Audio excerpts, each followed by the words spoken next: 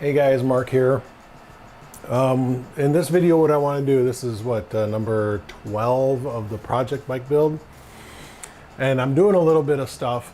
I haven't really worked on the bike per se, but I've got a couple of things done. Okay, first thing I did, the side covers. I did not record this, but I've taken the badging off. Oops. I've taken the badging off. And all you got to do, it's actually a fairly simple process. Most badges on newer style bikes are just literally taped on. So all you got to do, take some dental floss, pull out a good length of it, and then take some nail polish remover. But the problem is that you got to make sure it's acetone free. You see this right here? It says acetone free. And that's what you got to make sure that you have. If you don't have acetone free, and if it doesn't say it on the bottle, you don't have it. But if you use regular nail polish remover, it's going to strip the finish and paint right off your bike. So make sure acetone free. So yeah, it came off really well. Now, of course, I had some of the tape residue because it's like a foam tape, you know. Probably about maybe 1/16 of an inch, 1/8 of an inch thick. And some of that was still left on here. So I just got goof off. Okay, just got some goof off. And just put it on a towel and just keep rubbing it.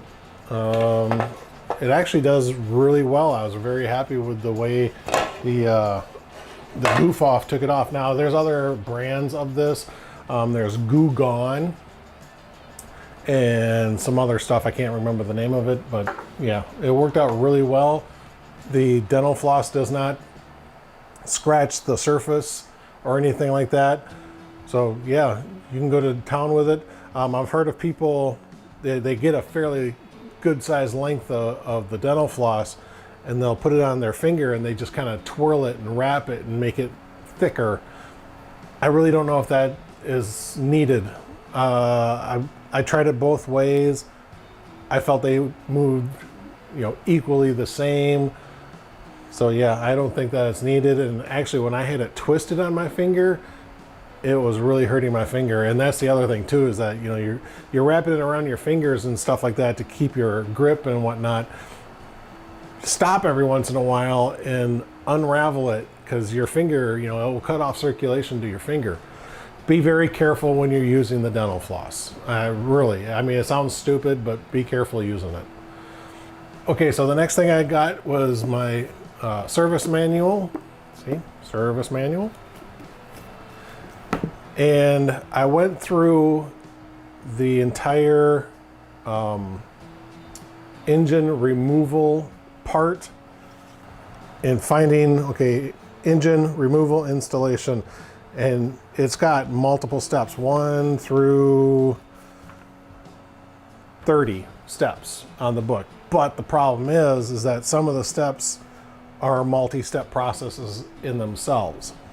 So, like remove the fuel tank. Okay, that's multiple steps. You're undoing different hoses, different bolts and stuff like that. So what I've done is wherever there's stuff that's being referred to, remove the gas tank as described in chapter 7. So I went to chapter 7, went the removal of gas tank section, and I put a little tab there. Okay, and then I numbered it with the corresponding number on the book. So my remove gas tank is actually number 4. Here's my number 4 right here. Gas tank removal and installation. Okay, so these are the probably 15 or so steps of removing a gas tank. So now, of course, as you know, the way my bike is sitting out there, there is no gas tank on it right now. So I've actually marked that as being done. And I'm just going to keep on going through step by step. Step 1 is place the bike on the center stand on level ground. Okay, I can do that. It's already there. It's already on the garage floor and everything. Number 2 is you drain the engine oil and the coolant system. Now, I have not drained the coolant system since I put it back together and started putting coolant in it. So I'm going to have to go back and drain that system out again. So number 1 is done, number 2 isn't. And yeah, that's just the way I have it. I have it methodically ripped apart and going through, you know, the book and telling me where to go to do this step. Okay, so that's the way I'm going to do it. And then I'm not going to put up a video for each and every single step. I will, however, do each and every step. I'll record it all. So I might do 5 or 6 steps in one video. But, you know, again, we'll have to wait and see what happens. So, yep, that's what I've been doing as far as getting myself organized to start ripping that bike apart to get the engine pulled out. And then once I have the engine pulled out, that's actually what these orange tabs here are. Those are the processes of getting the engine torn apart, getting the crankcase torn apart, and getting down into you know, getting the timing chain off. And you know, I'm not sure exactly how far down I'm going to go. That's why I have this one here, is because that's actually removing the cylinder block. So yeah, I don't know if I'm going to have to get down to that lower gasket under the cylinder block or not. And now that I've shown you this, we can go outside and start ripping things apart. All right, guys, so step by step, what is the process of taking out an engine? Step 1, put the bike on the center stand on even ground. Check, got it. Step 2, drain the oil and cooling system. Okay, so I've got the drain plug out for the oil, but I need to do the cooling system, so let's do that. Okay, so just like before when I drained it originally, 12 mil socket. Let's see if I can do this.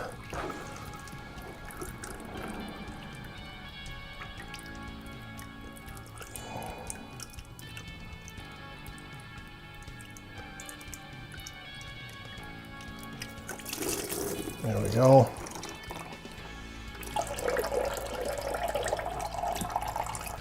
Okay, now while that's draining,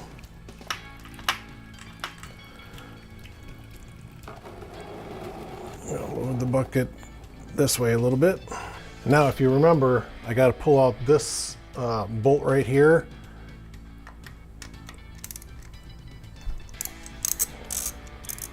And this will drain out all the fluid out of this head, out of this cylinder. Now, well, I'm thinking when I'm doing this, I'm only going to have to go to this here because I've got fluid in here when I pull this out. So I'm thinking that my leak is going to be in this one here. That's what I'm thinking I'm going to have to do. I don't know. All right, so that one's all pulled out and that's drained. I got a container here that I'm going to put all my draining bolts into. Now we got to go to the other side and pull out the one on this rear head. All right, I slid the bucket over to catch the fluid to come out of this head. Don't forget, you got to take that washer with your bolt as well. Okay, my next step is to remove this plastic guard. Got a bolt up here, bolt here, bolt here. All 10 mil. All right, now there is a kind of a round spacer, a cylinder spacer there, and the washers here do not come off. So those are affixed to the bolt, but don't lose that little spacer.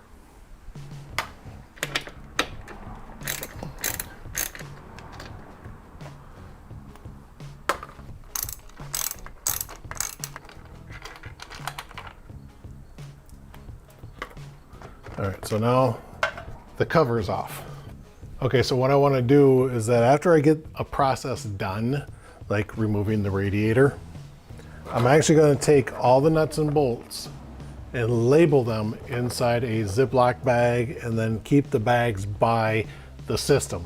So when I take the radiator off, all these bolts and anything else that I might take off to remove this will actually be labeled and easy to find so I don't lose anything or forget how it goes back together. All right, so now I gotta do the 4 mounting bolts that are here, here, here, and here. So let's go ahead and do those. Still a 10 millimeter. The only thing that's been a different size so far has been the drain bolt, which was a 12 millimeter. And in fact, I could technically put the drain bolt back in so I don't lose it. But for right now, I'm still gonna leave it out. Just because there might be more fluid in there, and once I start moving it, it'll have a place to come out at.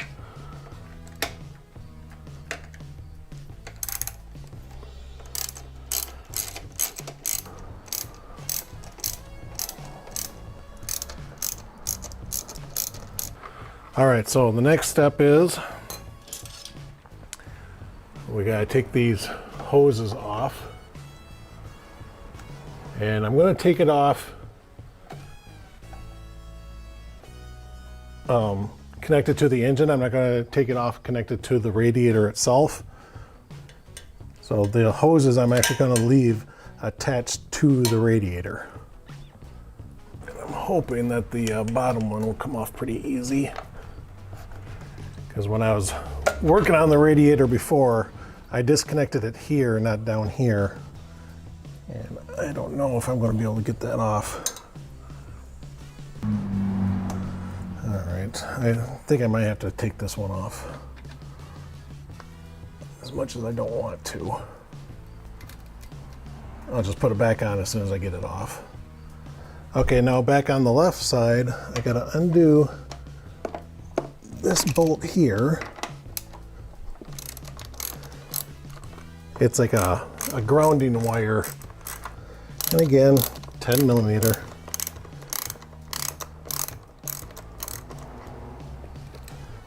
All right, then this gets pulled off down here, and then this one here gets, there we go. There's a little thing you gotta push on when you're taking this one apart, so just letting you know. All right, so electrical is disconnected, all the mounting is disconnected, and the hoses are disconnected. So we should be able to pull this down like that. All right, so there's the radiator out. Okay, let's go back over to that side and see if we can get this supply hose off. This one's a little bit corroded. All right, got that loosened off enough. Now let's take a flat-headed screwdriver.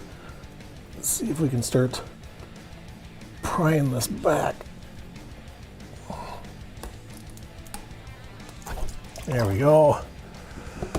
All right, I'm actually going to take this hose and put it right back on the radiator. Been out here for what, 10 minutes? And I'm sweating my ass off. All right, now I gotta undo these return hoses here. All right, there we go. I'm gonna put that ring right there so I don't lose it. And now I gotta do this one on the side.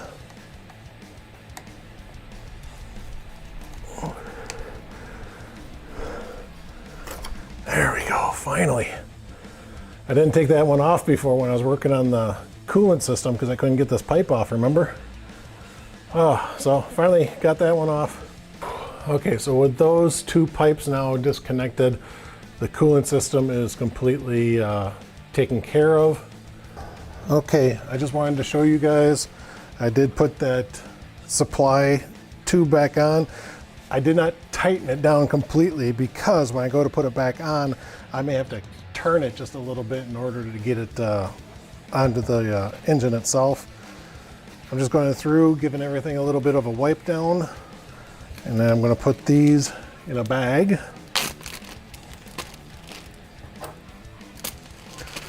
And then I will label them. Okay, so that's what I did. Radiator cover bolts. Okay, and then these I have listed as the engine block drain bolts. Those are the small ones that were on the engine blocks themselves. This one here is the radiator drain bolt. So, radiator drain bolt. Hopefully you can read that. This one here is going to be the radiator mounting bolts. Now, one of the things I am worried about is the bushings that are in here. These can actually come apart, so I've been trying to figure out if I should just take them apart and put them in with the mounting bolts. So yeah, I'm kind of thinking I want to, so I don't lose them. These actually don't want to come out. All right, so I guess I'm going to leave those two in. All right, so that's everything for the radiator. Then of course I've got my engine oil drain plug itself. All right, so that's everything there. All right, so number 3, one was upright on the center stand, 2 was draining the oil and coolant fluid. Number 3 is the removal of the seat, which we already have, the side covers here, which are already off, and the front side covers up here, which I've already had off. So number 3 is all done. Number 4 is removing the gas tank. Boom, it's already off. Number 5, remove the air filter assembly and carburetor assembly. Damn it, I gotta take the carburetor off again. All right, I think what I'm gonna do is we'll take off the air intakes, and then we'll probably call the video done. Maybe I'll come back on another day. I'm just getting so hot from being out here. I'm sweating like a pig, and I haven't done much. So. All right, so let's go to my number 5. I'm trying to see if they want me to pull out, because there's a tube about that long that goes from the back of the assembly to the center main air compartment. And I'm trying to figure out if they want me to take that off. Okay, it doesn't say anything about having to take that off. So let's go ahead and take those air intakes off. All right, so gotta take the air intakes off. We'll take off the plate screws here, or the cover screws, I should say. All right, we'll take that off. All right, now we're gonna have to take off these bolts.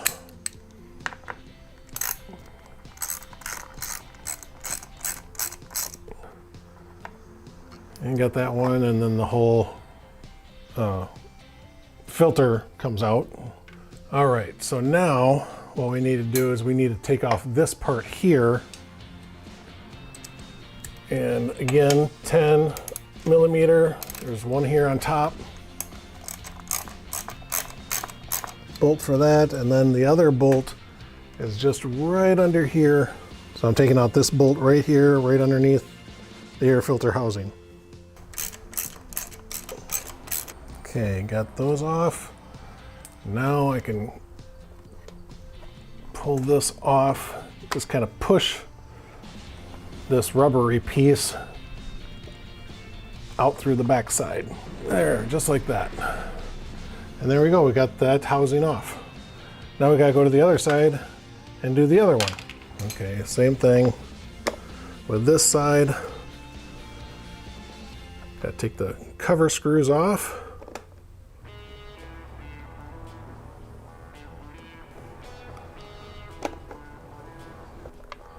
we go. Covers off.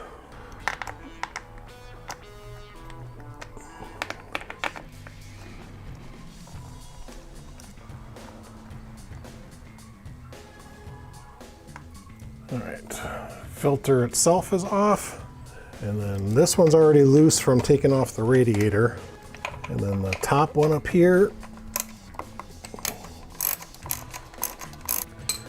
Again, push this through the back. And now got the right side off. Woohoo! It looks like there's some sort of a gasket material, like a caulk or something like that, a gasket glue that has gone around. I don't know if that's normal or not. Okay, so anyway, now we gotta start taking out the carburetor. I really don't want to do that today. I am sweating like crazy. So I'm gonna come back out here on another day and tackle that carburetor. Yeehaw. Okay, since I'm out here working on this stuff and I want to start getting a few things stripped off the bike for the bobbering process, let's go ahead and take the passenger pegs off,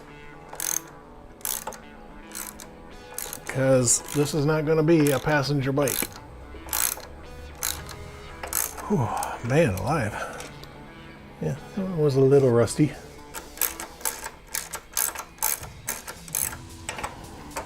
Now,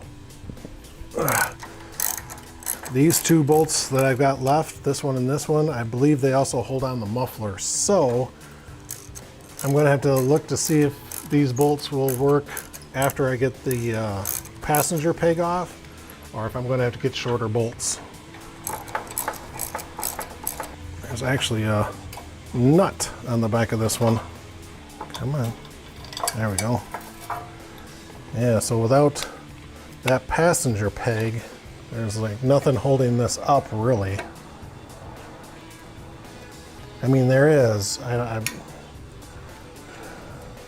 This is just the cap, okay? And I mean, it's where your baffle is and everything is. But if I unloosen this strap here that's underneath, I would be able to slide that whole thing out if I wanted to. I'm not going to do anything with the mufflers at this point. So I may end up just getting something to just connect here, just to give that a little more support so that this doesn't vibrate and fall off. This one here though, I could probably do a small little piece right here, just a piece of aluminum or something, just to fill in these two together so everything stays together. So I have to think about that on how I want to do it. But let's go over and take the other one off now. All right, just about got this one off.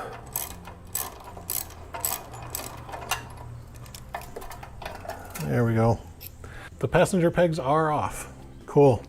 Like I said, I'll probably come up with something just to give these a little bit of support. Just don't know what yet. Okay guys, I'm at least inside. I got an air conditioner right there, so I'm sorry if you're hearing humming. I've got a fan right behind me, as you can see. We don't have central air in this house, so this is the only way we can keep cool. All right, but I'm gonna keep on working on these passenger pegs, and what I'm thinking I wanna do, maybe I'll sell them and get a little money for them. So I've got all my fasteners, all my nuts and bolts, washers, grommets, everything in vinegar. And that's just eating away at the rust. So what I want to do now is I want to take off the rubber foot pad here, and there's Allen key screws down there. Okay, so looks like these are a 4mm. I'll probably throw these bolts into the vinegar as well. The shaft doesn't look too bad, but the head looks pretty rusty. So I'll put that in the vinegar. Same with this one. You know, the head looks bad, but the threads look fine. But still vinegar. So that should just pop right off. And I'll actually scrub this up, make it look really good. The next thing I want to do is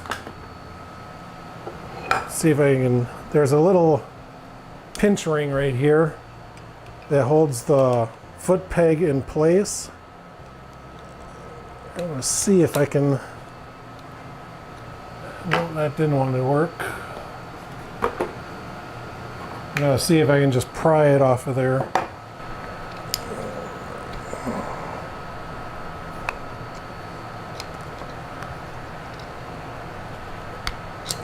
There we go. So got that little pinch ring in there. Got that off.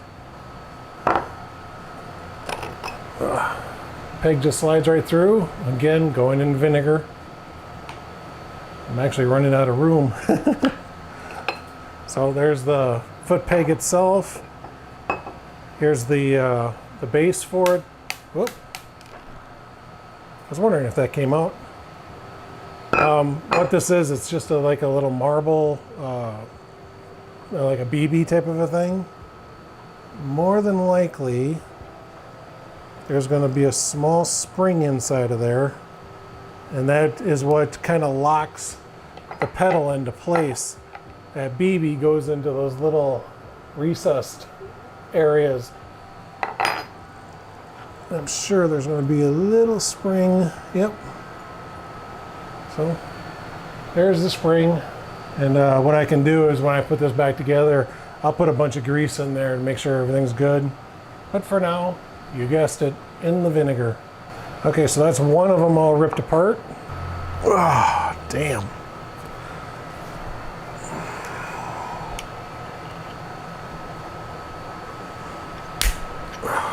Whew, that one was tough.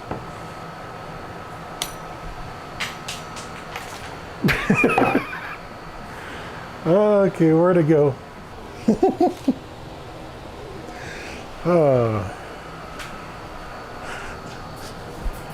I shot across the room. Put that in there, put that in there. All right, got my BB, which I think that was a chrome BB. I really probably didn't need to put that one in there, but got the spring in there. Okay, great. Now what I'm going to do is I'm going to take this stuff to the sink and give them a good hand washing, and I'll be right back. Okay guys, I just wanted to show this.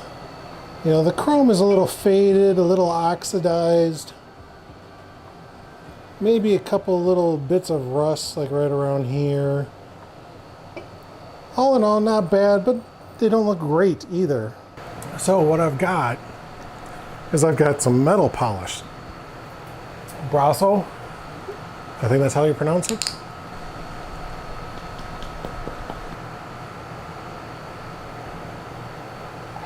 Take that. I'm just going to sit here and rub and buff. Oh, this stuff stinks though too. So there's a few nicks and stuff on the pegs, you know, from rocks hitting them and whatnot. So I don't think I'm going to get it looking exceptionally great, but I think this is going to be a hell of a lot better than when I started. And you got to remember, this is the underside of the foot peg too, so this is where most of the abuse happens. Yeah, I used to have a nice big huge black rubbing spot on there, and it basically took it right off.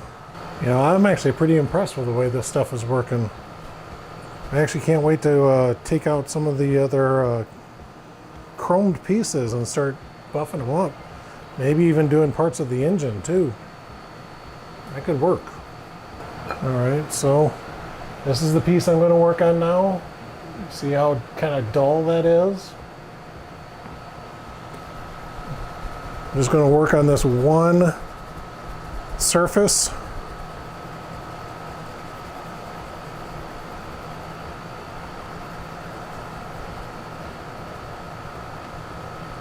That little nick mark isn't coming out too well, and there's a chip in the chrome. So those, of course, will not come out.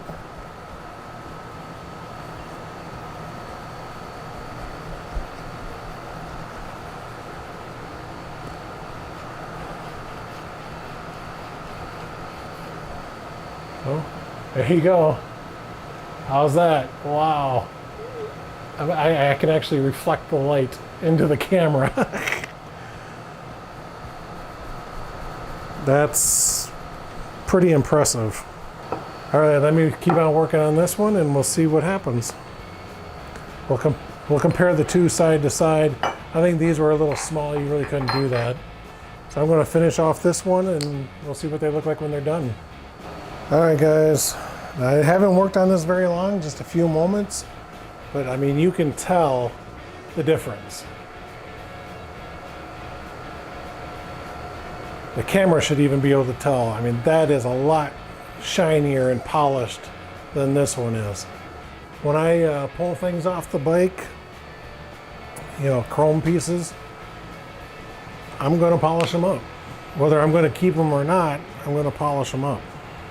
Because I really think that this stuff is doing a wonderful job. Just getting that deep grime and buffing out some of those little minute scratches and stuff. Are they perfect? No. But they're good enough for me. And if I can get maybe $40 for something that I've just taken a few moments just to polish, I'll take that. There was a dark ring right around that that bolt hole, and it's gone. That's awesome.